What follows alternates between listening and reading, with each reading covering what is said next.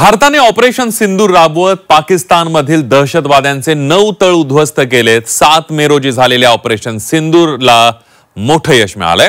या ऑपरेशन मध्ये भारताने 100 पेक्षा जास्त दहशतवाद्यांना यमसदनी पाठवलं। यामध्ये लष्कर ए तोयबा आणि जैशच्या 5 टॉप कमांडरचा सुद्धा खात्मा झालेला आहे। भारताने कोणकोणत्या दहशतवाद्यांना यमसदनी पाठवलंय बघूया त्याबद्दल सविस्तर।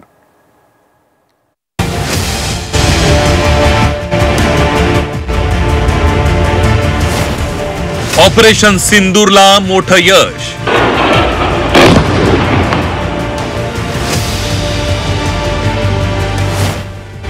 ऑपरेशन सिंदूर मध्ये 5 दहशतवाद्यांचा खात्मा।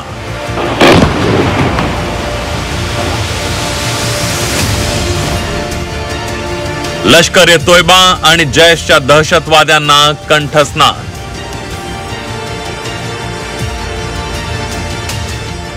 पहलगाम दहशतवादी हल्ल्यानंतर भारताने दहशतवाद्यांचा बिमोड करण्याचा इरादा पक्का केलाय। 7 मे रोजी भारताने पाकिस्तानातील 9 दहशतवादी तळांवर हल्ले करत हे तळ उद्ध्वस्त केले। भारताच्या ऑपरेशन सिंदूरला एक मोठं यश मिळाल्याचं पाहायला मिळत आहे। भारताच्या एअर स्ट्राईक मध्ये अनेक दहशतवाद्यांचा खात्मा झालाय। त्यासोबतच 5 मोठ्या दहशतवाद्यांचाही खात्मा झालाय। लष्कर ए तोयबा आणि जैश ए मोहम्मदच्या मुख्यालयावर स्ट्राईक करत 5 टॉप दहशतवाद्यांना यमसदनी पाठवण्यात आलाय। या ऑपरेशन मध्ये दहशतवादी मसूद अझहरच्या 2 मेहुण्यांचाही खात्मा झालाय।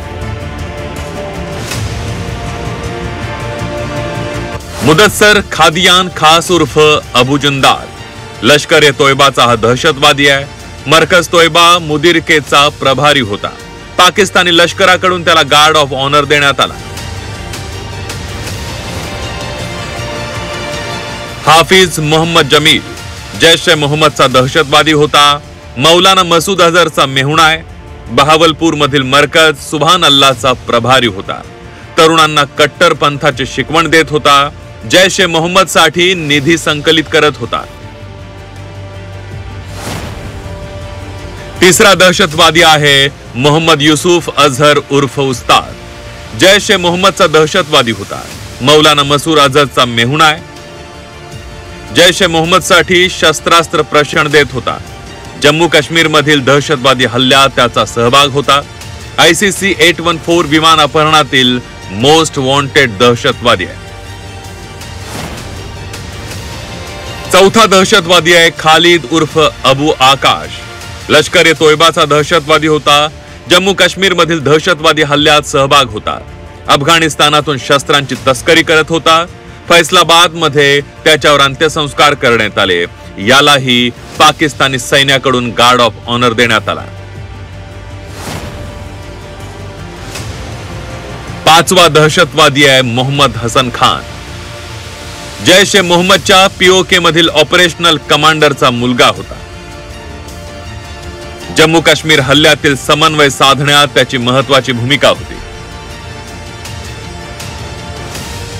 या 100 दहशतवाद्यांमध्ये जैश ए मोहम्मद, लष्कर ए तैयबा, त्याचबरोबर हिजबुल मुजाहिदीन या इस्लामिक दहशतवादी संघटनेच्या सिनियर कमांडरचा सुद्धा समावेश आहे। मौलाना मसूद अझहरच्या नातेवाईकांपैकी 10 पेक्षा सुद्धा जास्त लोक त्यामध्ये ठार मारले गेलेले आहेत। आणि हे सगळेच लोक अत्यंत महत्वाच्या अशा प्रकारच्या दहशतवादी संघटनेमध्ये कार्यरत असे होते। आणि या दहशतवादी संघटनांमध्ये त्यांचा महत्वाचा रोल होता। फंडिंगशी संबंधित, प्लॅनिंगशी संबंधित, ट्रेनिंगशी संबंधित एवढंच नाही तर रिलिजियस प्रोपोगंडा पसरवून मोठ्या प्रमाणावर युवकांचं या दहशतवादी संघटनांमध्ये रिक्रुटमेंट करण्यामध्ये या सगळ्याच लोकांचा महत्वाचा रोल होता।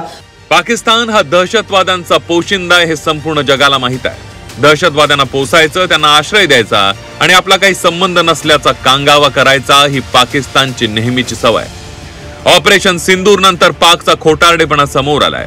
पाक मधील संपूर्ण दहशतवादाचा खात्मा केल्याशिवाय भारत आता स्वस्थ बसणार नाही। ये तो शुरुआत है, पिक्चर अभी बाकी है। ब्यूरो रिपोर्ट, जी 24 तास।